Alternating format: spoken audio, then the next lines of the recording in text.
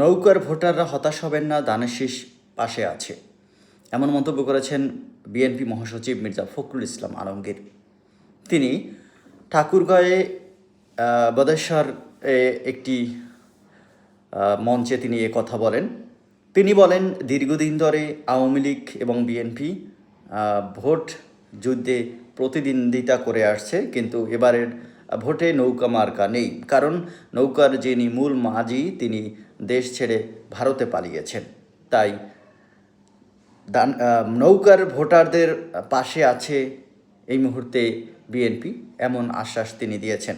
এমন আশ্বাস দিয়ে তিনি নৌকার ভোটারদের প্রতি তার আস্থার জানান দিয়েছেন। আগামী নির্বাচন, ত্রয়োদশ সংসদ নির্বাচনে মূল দল হিসেবে প্রতিদ্বন্দ্বিতা করবে বাংলাদেশের জাতীয়তাবাদী দল বিএনপি, বাংলাদেশ জামায়াত ইসলামী এবং এনসিপি। এই তিনটি দলেই মূলত নেতৃত্ব দিচ্ছে এবং আগামী ত্রয়োদশ সংসদ নির্বাচনে প্রতিদ্বন্দ্বিতা করবে। তিন দলের তিনটি মার্কা ধানের শীষ, দাঁড়িপাল্লা এবং শাপলা কলি।